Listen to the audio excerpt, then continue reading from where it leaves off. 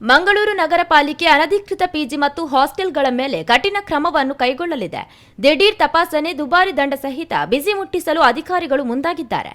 ನಿಯಮಿತವಾಗಿ ಸುರತ್ಕಲ್ ಭಾಗದಲ್ಲಿ ಹಿರಿಯ ಅಧಿಕಾರಿಗಳ ನಿರ್ದೇಶನದಂತೆ ತಪಾಸಣೆಯನ್ನು ನಡೆಸಲಿದ್ದಾರೆ.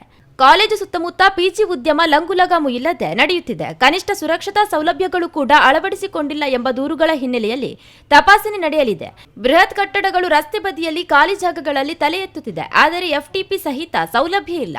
ದಿನನಿತ್ಯ ಬಳಕೆಯಾಗುವ ನೀರು ತ್ಯಾಜ್ಯಗಳನ್ನು ಅನಧಿಕೃತವಾಗಿ ಸಮೀಪದ ಗದ್ದೆ ಕೆರೆಗಳಿಗೆ ಬಿಡುವ ದೂರುಗಳು ಕೇಳಿ ಬರುತ್ತಲೇ ಇವೆ. ಬೃಹತ್ ಶಿಕ್ಷಣ ಸಂಸ್ಥೆಗಳ ಹಾಸ್ಟೆಲ್ಗಳ ಪರಿಸ್ಥಿತಿಯು ಇದಕ್ಕಿಂತೇನೂ ಭಿನ್ನವಾಗಿಲ್ಲ. ಮುಕ್ಕ ಸುತ್ತಮುತ್ತ ಹೆಚ್ಚಿನ ಪ್ರಮಾಣದಲ್ಲಿ ಇರುವ ಹಾಸ್ಟೆಲ್ ವಸತಿ ಮೂಲ ಸೌಲಭ್ಯಗಳನ್ನು ಹೊಂದಿಲ್ಲ. ಮುಕ್ಕ ಪ್ರದೇಶದ ಬಹುತೇಕ ಕಡೆಗಳಲ್ಲಿ ಒಳಚರಂಡಿ ವ್ಯವಸ್ಥೆಗಳಿಲ್ಲದೆ ಕೆರೆ ಮಲಿನವಾಗುತ್ತಿದೆ. ಇದರಿಂದ ಸಮೀಪದ ನಂದಿನಿ ನದಿ ಮಾಲಿನ್ಯವಾಗಿದ್ದು ಲೋಕಾಯುಕ್ತಕ್ಕೆ ದೂರನ್ನು ಸಲ್ಲಿಕೆಯಾಗಿದೆ.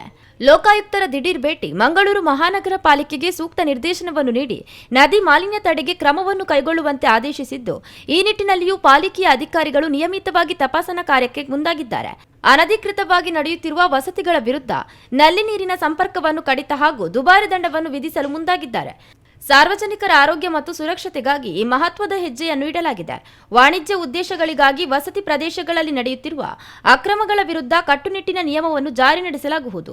ಸುರಕ್ಷಿತ ವಸತಿ ವ್ಯವಸ್ಥೆ ಖಚಿತಪಡಿಸುವುದು ಪಾಲಿಕೆಯ ಗುರಿಯಾಗಿದೆ. ನಾವೊಂದು 3 days ಟೈಮ್ ಕೊಡ್ತೀವಿ. ವಾಟರ್ ಸಪ್ಲೈ ಕನೆಕ್ಷನ್ ಡಿಸ್ಕನೆಕ್ಷನ್ ಮಾಡ್ತೀವಿ. ಒಂದು ನಮಗೆ ರೆಂಟಲ್ ಅಗ್ರಿಮೆಂಟ್ ಬೇಕು. ಅವರು ಎಲ್ಲಿ ಮಕ್ಕಳಿದ್ದಾರೆ ಫ್ಲಾಟ್ ಅಲ್ಲಿ ನಮಗೆ ರೆಂಟಲ್ ಅಗ್ರಿಮೆಂಟ್ ಬೇಕು. ನಾವೀಗ 3 days ಅಂದ್ರೆ ಇವತ್ತೇ ಫ್ರೈಡೆ, ಸ್ಯಾಟರ್ಡೆ, ಮಂಗಳವಾರ ಬರ್ತಿದ್ದೀವಿ. ನಮ್ಗೆ ರೆಂಟಲ್ ಅಗ್ರಿಮೆಂಟ್ ಕೊಡ್ತಿದ್ರೆ ನಿಮ್ದು ವಾಟ್ಸ್ಆಪ್ ಡಿಸ್ಕನೆಕ್ಷನ್ ಆಗುತ್ತೆ ಅಷ್ಟೇ. ಅಸೋಸಿಯೇಷನ್ ಇದೆ ಕಲೆಕ್ಟ್ ಮಾಡಿದ್ರೆ ಆಧಾರ್ ಕಾರ್ಡ್ ಕಲೆಕ್ಟ್ ಮಾಡಿದ್ರೆ ನಮ್ಗೆ ರೆಂಟಲ್ ಅಗ್ರಿಮೆಂಟ್ ಬೇಕು. ಇದು ಸುಮ್ಮನೆ ನಾವು ತಲೆ ಕೊಡೋ ಪರಿಸ್ಥಿತಿ ಬಂದಿದ್ದೀವಿ ಎಲ್ಲದಕ್ಕೆ.